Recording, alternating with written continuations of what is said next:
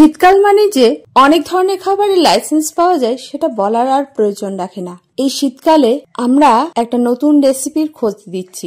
এটা নতুন নয়, এটা বহুল প্রচলিত এবং পুরাতনী রান্নার মধ্যে একটা অন্যতম রান্না। আগেকার দিনে আমাদের এই বাঙালিদের বাড়িতে মুরগির মাংস ছিল নিষিদ্ধ।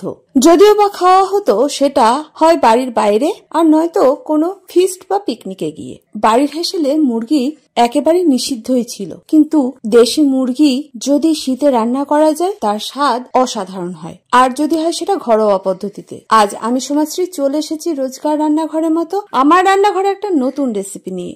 আজ তৈরি করব দেশি মুরগির ঝোল।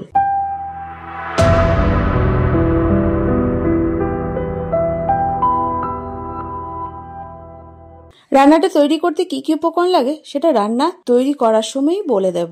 এটা ম্যারিনেট করতে হবে বেশ কিছুক্ষণের জন্য, তাই এর জন্য প্রথমে মাংসটাকে ভালো করে জল ছড়িয়ে একটি বড় পাত্রে নিতে হবে।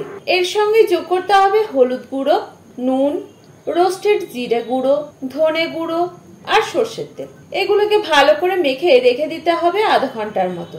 এখন তৈরি করতে হবে মশলার পেস্ট। তাই একটি মিক্সিং জারে নিতে হবে পেঁয়াজ, শুকনো লঙ্কা, রসুন ও আদা বাটা, আর এটা ভালো করে পেস্ট করে নিলে হয়ে যাবে মশলার পেস্ট। অন্যদিকে গরম মশলা তৈরি করার জন্য নিতে হবে ছোট এলাচ, লবঙ্গ, জয়ত্রী, দারুচিনি, বড় এলাচ ও গোটা গোলমরিচ।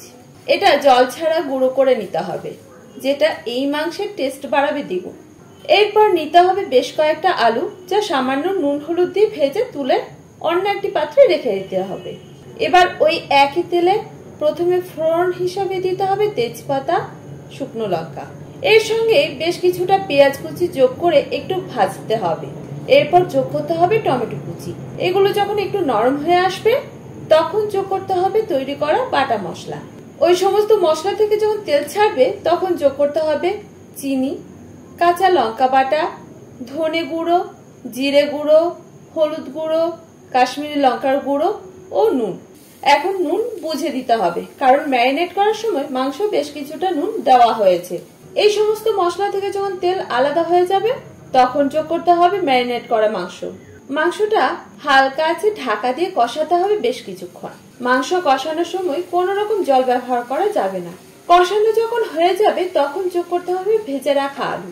এর সঙ্গে যোগ করতে হবে ঘরে তৈরি করা গরম মশলা। এগুলো ভালো করে মিশিয়ে নিতে হবে।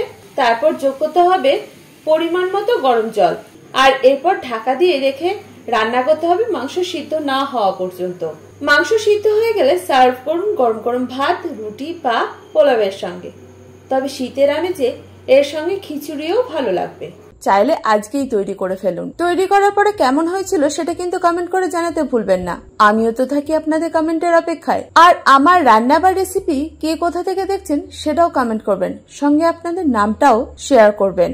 আমার রান্না বা রেসিপি ভালো লাগলে লাইক শেয়ার করতে ভুলবেন না। যারা প্রথম আজকেই আমার রান্না দেখছেন, ইউটিউব থেকে দেখে থাকলে চ্যানেলটাকে সাবস্ক্রাইব করবেন, ফেসবুক থেকে দেখে থাকলে পেজটাকে ফলো করতে ভুলবেন না। এটাই আপনাদের কাছে ছোট্ট অনুরোধ। আর যারা প্রথম দিন থেকে আমার সঙ্গে আছেন তাদেরকে অসংখ্য ধন্যবাদ। যাই হোক, আজ এই পর্যন্ত।